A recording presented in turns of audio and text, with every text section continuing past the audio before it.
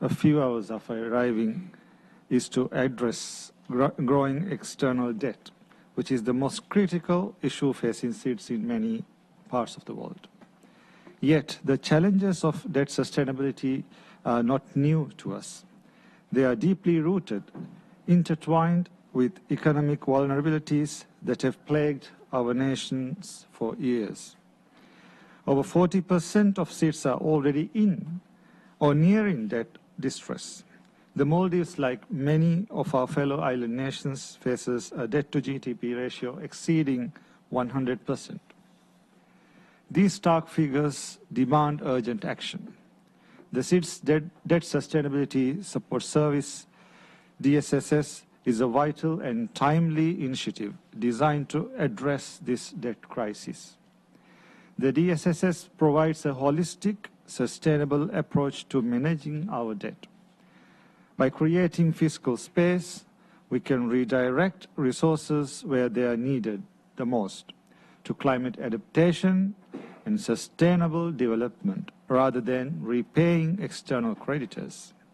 In May, we launched the SIDS DSSS at the SIDS 4 conference. I fully share my friend Prime Minister Brown's vision and commitment to the urgent implementation of this transformative initiative. But the question remains, how do we break free from the debt trap? Who will stand with us?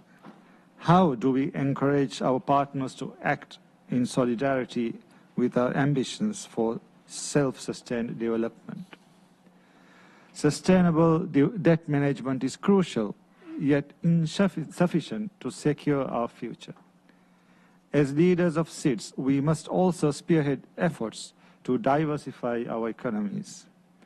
Our countries rely on narrow economic bases, often dominated by tourism or fisheries.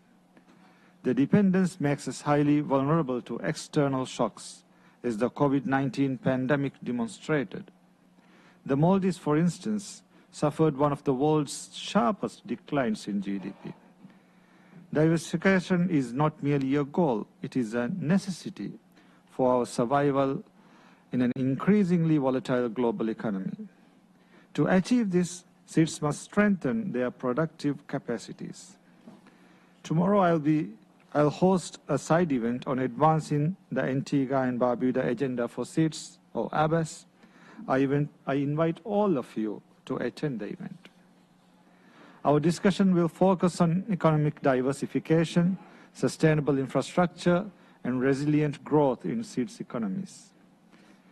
To diversify economies, we need access to finance.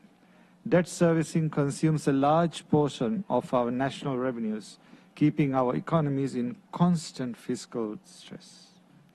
For many SIDS, resource outflows to external creditors outweigh inflows, worsening the balance of payments and stalling development.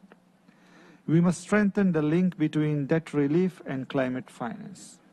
A key focus for the DSSS should be advocating for meaningful debt relief through lower interest rates and external repayment terms, or restructuring to ease the burden. I've been calling for the alignment of climate adaptation finance with debt relief. Discussions such as this event can help explore mechanisms that link these two imperatives. One such approach is the strategic use of special drawing rights, or SDRs, which can be repurposed to support debt sustainability. By reallocating SDRs through international financial institutions, we can help SIDS bolster their balance sheets, improve liquidity, and reduce vulnerability to external shocks. We can partner with the MDPs and IFIs, and together we can unlock investments that drive innovation and create new economic opportunities.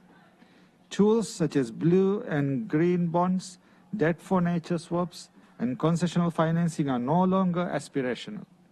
They are essential components of a resilient economic strategy for SIDS. These innovative mechanisms have the potential to reduce investment risks, open new sectors for growth, and build the sustainable futures we envision. At the same time, let us recognize, too, that external solutions alone will not suffice. We, the SIDS, must take full ownership of our development journey. We must build robust institutions, enhance our productive capacities, and empower our communities to lead this transformation. Our future depends on our own ability to harness our economic capital, promote entrepreneurship, and implement homegrown solutions that reflect the unique strengths of our island nations. Let us work together, governments, private sector, and the international community, to ensure that the DSSS becomes a catalyst for transformational change.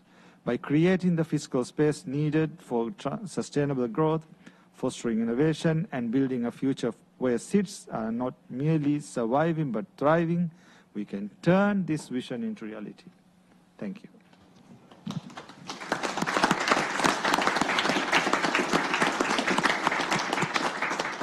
Thank you, Mr. President. Perhaps maybe just to indicate that we're nearing out, being out of time, so we perhaps have only 5 minutes remaining.